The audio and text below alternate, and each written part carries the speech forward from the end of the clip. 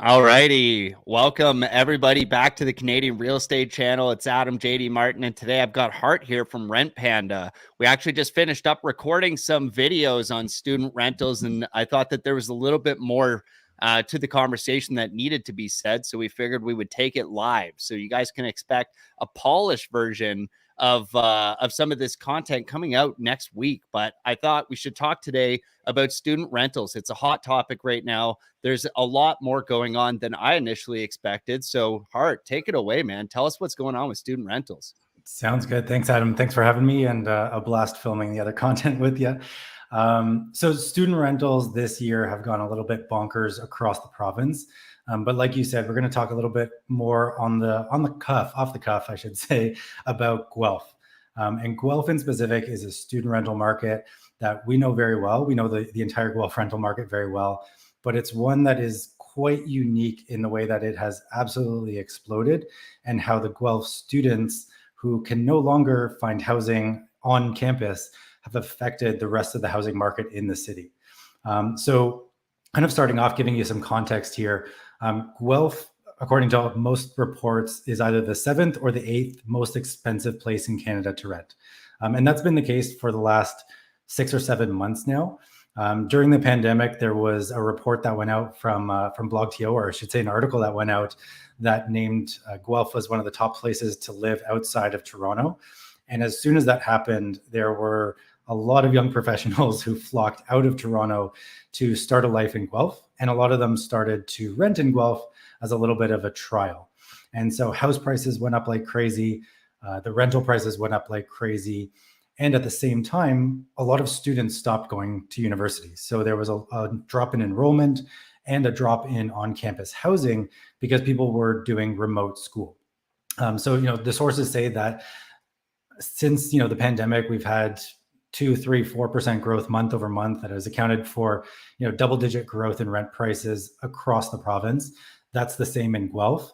But what we're seeing now is a lot of reports coming out saying, the return to office and the rising interest rates has pushed the rental prices across the province incredibly high, focusing on urban centers. So focusing on Toronto, Vancouver, Montreal, those are the centers that we know are going to start escalating as all these people who moved out of the city start to come back to the offices, start to need to rent back in the city core.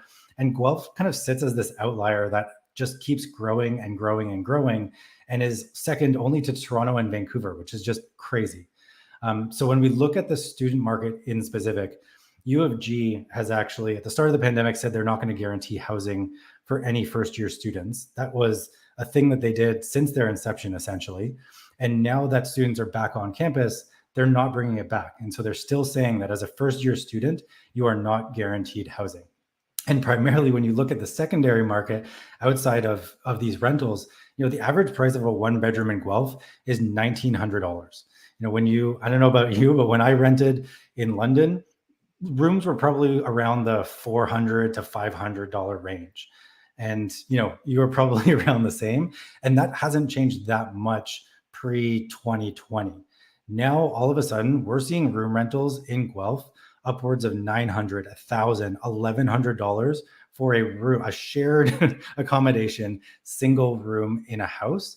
And it just keeps growing month over month over month. So we're going to really unpack why that is and why Guelph is kind of this outlier across the country and across the province. Yeah, I mean, that's completely incredible to me at $1,100 a month for a room. Like, I stayed in what they called like a luxury student rental building, I guess, is the best way to describe it. It was like 20 some floor, brand new building with like all the most modern finishes. So like every bedroom had an ensuite bathroom, everybody like tile everywhere, luxury vinyl plank throughout the common areas. It was an unbelievable rental, and I believe I was paying $725, and that was like ungodly at the time. So right. $1,100 is insane, personally, I think, for living in Guelph in a random house downtown, right? Because you're not talking about a luxury building either. You're talking about a student rental house that just happens to be somewhere in the proximity of those schools. Yeah, for sure. And the dynamic with Guelph is that there's a lot of student rentals that aren't necessarily packed around the university. It's a little bit different than some cities like London or Kingston. But if you look at Guelph, there's essentially a corridor along Gordon Street, which runs north-south through the city. And there's a really good bus line that goes up and down. And so all the students kind of migrate along that path. And so when you look at the south end of Guelph in specific, there's a lot of townhouse complexes, a few kind of mid-rise and high-rise for Guelph student housing complexes, but nothing has really been built or added to the city when it comes to student housing in specific in quite a number of years. And one of the factors that we look at is kind of council's disregard for the need of student housing, because the university has always guaranteed housing. And now that that's not the case, there are multiple proposals that have been put through to council over the past 3, 4, 5 years that consistently get denied. They get appealed, they get denied again. There's one in to turn, I think it's a Delta hotel or something like that into 500 plus rooms for students. And it's just sitting on council's desk. And so there's a lot of pushback from the city to create more student housing. And so students are kind of dispersed across the entire city now. But primarily, they used to be along this main corridor, but living in standard townhouses. So, big townhouse complexes would get built and they'd be 3 or 4 bedroom townhomes. And those were used a lot for student housing. So it's a little bit different than a typical city where you've got 5, 6, 7, 8 bedroom student homes. I know, especially, having gone to school in London, there's a lot of those big Victorians that got turned into 9 bedroom homes and things like that. In Guelph, it's some smaller units. And, Guelph had a bylaw for a very long time about lodging houses. And so you couldn't have a student house or any other lodging house with 5 rooms or more, or else you needed to get, different permits and different restrictions were in place. So there is like a fundamental issue with housing a lot of students. And to put it into context, so the most students that U of G has seen are applying for residence this year, on-campus residence. The number's around 5,900 students are applying for residence. There's 4,700 spots. And so we're at 1,200 students flooding onto the standard rental market, and there's not big high rises to accommodate them.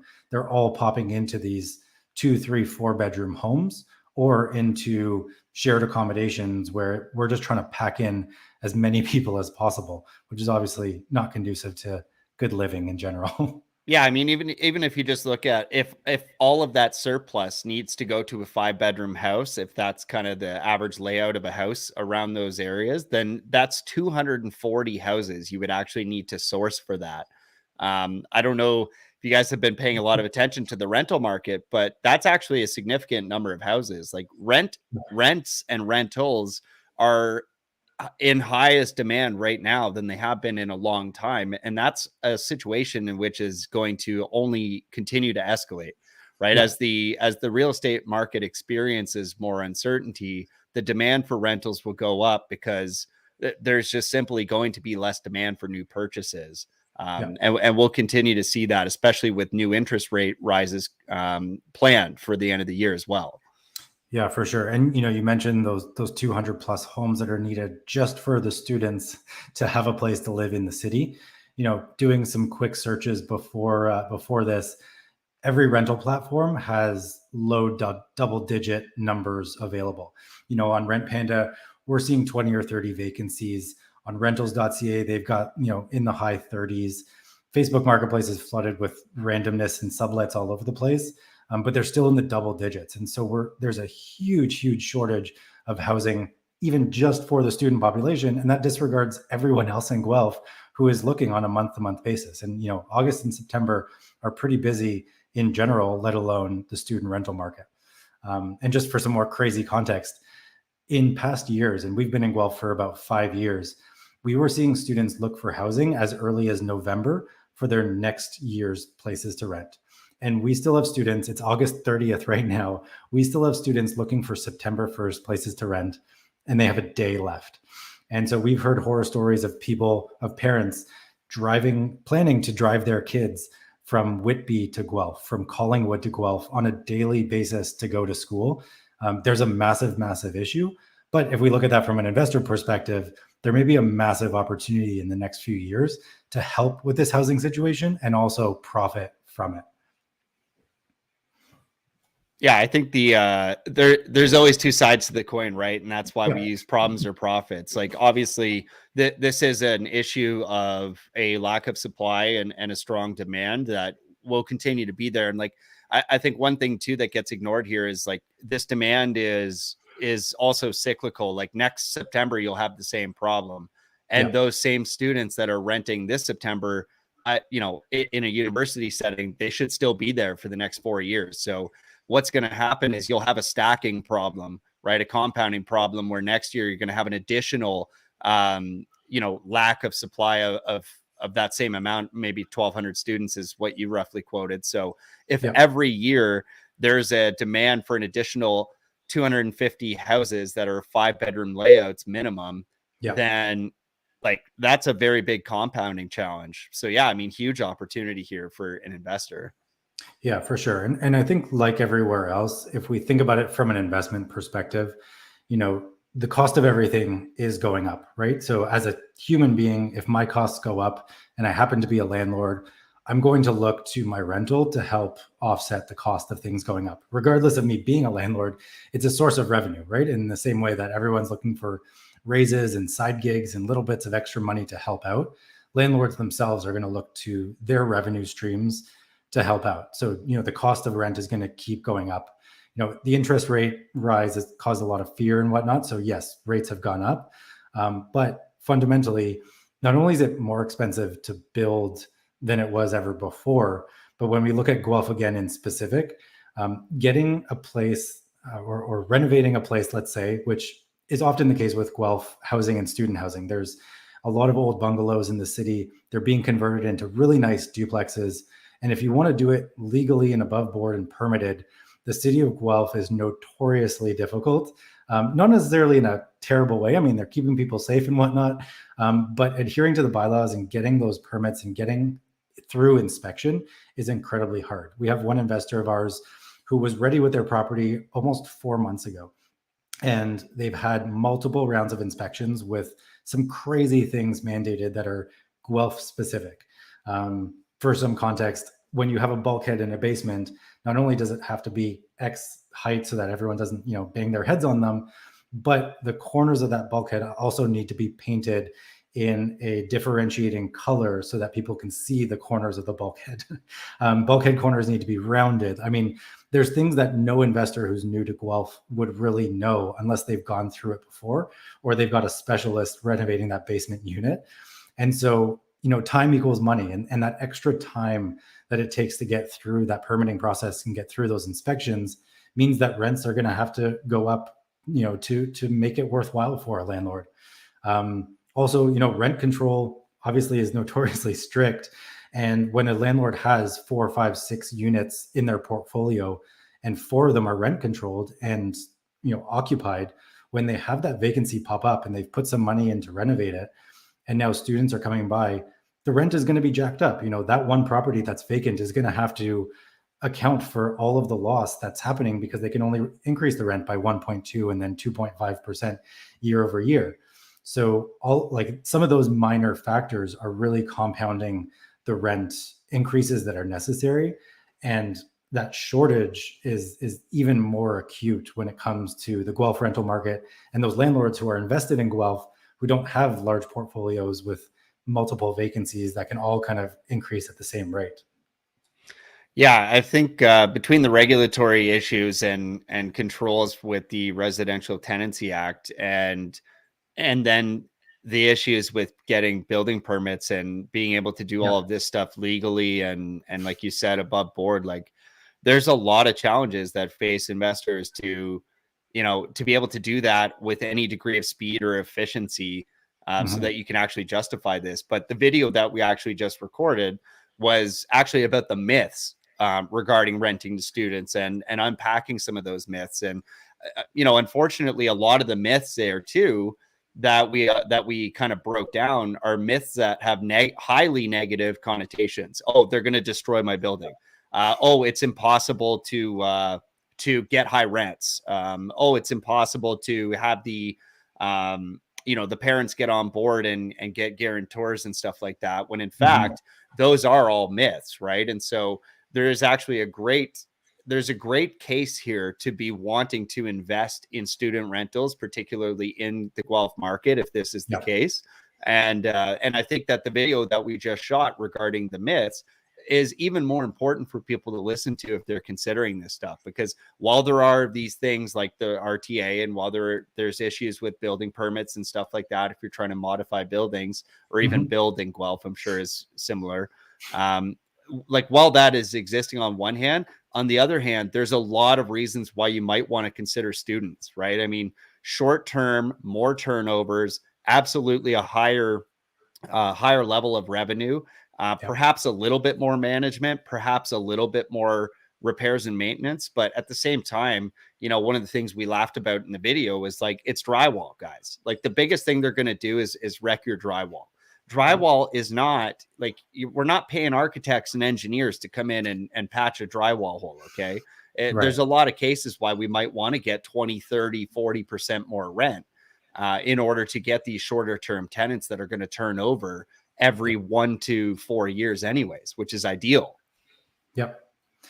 And I think, the other thing to note that you kind of mentioned is that parents are willing to pay. And, there is a premium that you can put on student housing these days.